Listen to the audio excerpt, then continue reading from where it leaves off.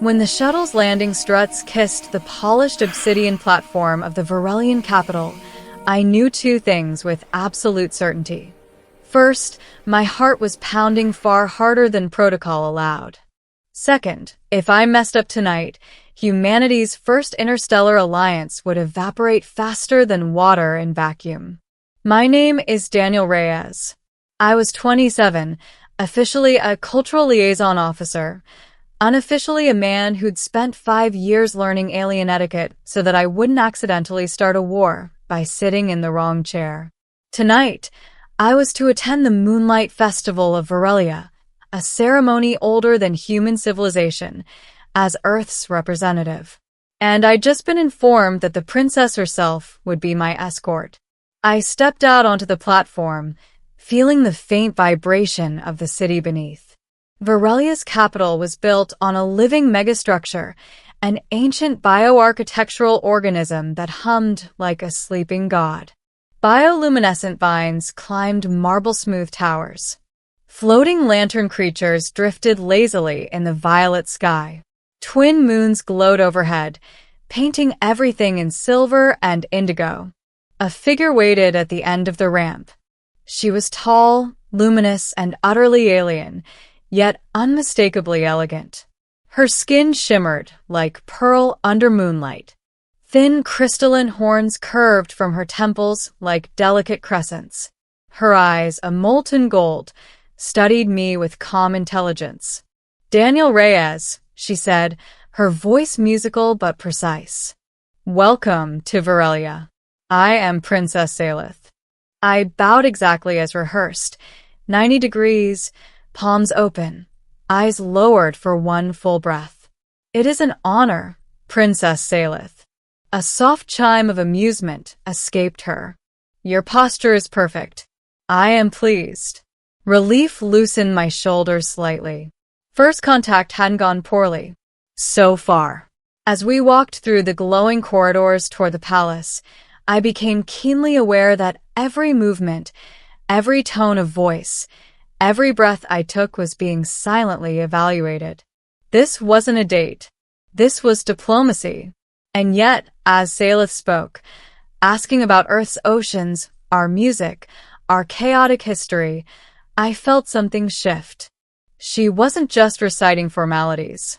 She was curious, warm, almost playful at times, especially when I described humanity's tendency to survive catastrophes through sheer stubbornness. "You are a young species," she said, "and yet you travel the stars already. That is admirable." "We tend to dive into deep water and learn to swim on the way down," I replied. Her laugh chimed again, bright and genuine. By the time we entered the festival hall, I had almost forgotten the weight of my mission. Almost. The hall was vast, an open dome with no roof, exposing the twin moons above. Thousands of Varelians gathered in flowing robes of iridescent fabric. Music rippled through the air, produced by instruments shaped like crystal wings. Scents of unfamiliar flowers drifted on warm air currents. Salith guided me to a raised terrace. "Tonight," she said, "we honor unity under moonlight. Outsiders are rare guests. You are the first human ever invited. I hope I live up to expectations." "You already have," she replied softly. We watched as dancers took the floor, Varelian bodies moving like liquid light. Their ritual was ancient, graceful, hypnotic. I tried not to stare too hard, reminding myself that this was a political event, not a personal evening. Then Salith extended her hand. "Come," she said. It is tradition that guests join the final dance. Every training instinct screamed, "Participate. Do not refuse. Do not offend." I took her hand. The music shifted. The floor beneath us warmed, glowing faintly. Salith guided me through steps I had never learned, and somehow my body followed. Perhaps the rhythm was universal, or perhaps I simply trusted her.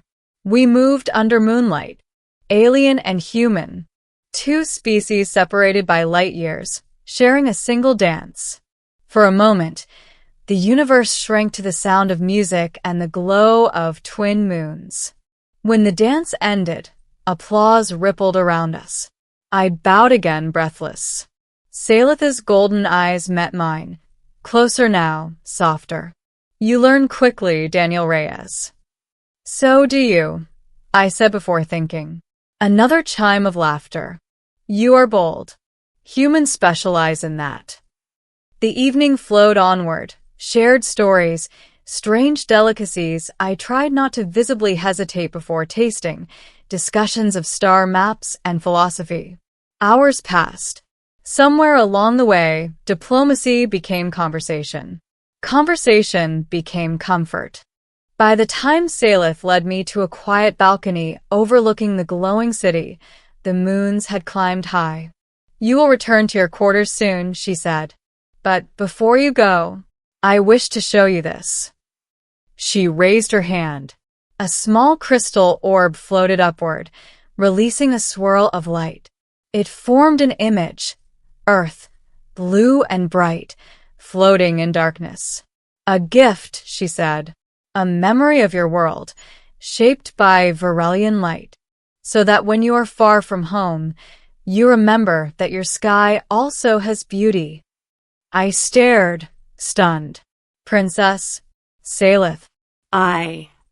You honor us by coming, she said simply. Tonight, you are not just an ambassador. You are our guest, our friend. My heart pounded in my chest. There was something fragile here, not romance, not politics, but a connection between two people who carried the weight of entire civilizations on their shoulders. For one night, the universe had allowed us to forget that weight. For one night, the alien princess was mine, not in possession, not in conquest, but in shared moment, shared trust, shared wonder. Then the doors behind us opened. Silence fell. Footsteps approached, slow, regal, undeniable. Salith's posture changed instantly, elegant and formal. I turned. She arrived. The Queen of Varelia. She was taller than Salith, her horns longer, her aura impossible to ignore. Her eyes, silver instead of gold, studied me like a star studying a comet that had wandered too close. Princess Salith, the Queen said, you have spent much time with our human guest. Mother, Salith said, bowing deeply. I wish to ensure our guest experience the festival properly. The Queen's gaze shifted to me. Daniel Reyes of Earth. I bowed lower than protocol required. Your Majesty. The Queen stepped forward. The air itself seemed to tense. Humans, she said, arrived at our gates unannounced. Young and proven. Dangerous by ignorance alone. I swallowed. This was the moment. The real test. And yet, she continued, you crossed hostile space, survived pirate wars, navigated unknown hyperlanes, and arrived with open hands instead of weapons. That speaks of courage. Relief flickered through me, but I kept still. My daughter, the Queen said, glancing at Salith, has taken an interest in you. Salith's golden eyes flicked with brief embarrassment, or something else I couldn't name. The Queen looked back at me. Tell me, human, why do you seek alliance with Varelia? Every speech prepared by diplomats evaporated. I spoke from the only honest place left. Because humanity has learned, painfully, that survival alone is not enough. We want to belong in the greater galaxy, not as conquerors, not as parasites, but as partners. We believe there is room in the universe for more than fear. The Queen studied me for a long, unbearable moment. Then slowly she nodded. You speak with the stubborn hope of your species, she said. It is dangerous and admirable. She turned to Salith. Princess, you have done well in hosting our guest. Return him safely to his quarters. Salith bowed again. Yes, mother. The Queen's silver eyes met mine one last time. Tomorrow, she said, we discuss treaties. Then she was gone, vanishing into the palace corridors like moonlight retreating at dawn. Only after her footsteps faded did I realize I had been holding my breath. Salith exhaled softly beside me. You handle her presence well, she said. Many tremble before the Moon Queen. I did tremble, I admitted. Internally. Her laughter returned, warm, familiar now. Come, Daniel Reyes. I will escort you. We walked through quiet halls. The festival music had faded. Lantern creatures drifted lower as if preparing to sleep. The palace glowed with soft living light. At the door to my guest quarters, Salith stopped. This is where we part for tonight, she said. For tonight, I echoed. She placed her hand lightly over her heart, a Virelian gesture of sincerity. Whatever tomorrow brings, remember this night. The first dance between Earth and Virelia. I mirrored the gesture as best I could. I will. For a heartbeat, we simply stood there, alien princess and human ambassador, bound by a moment the galaxy would never record in official transcripts. Then she turned and disappeared down the corridor. The door slid shut behind me. I leaned against it, exhaling slowly. Tomorrow there would be negotiations, political maneuvering, risk, ambition, and the endless careful steps of interstellar diplomacy.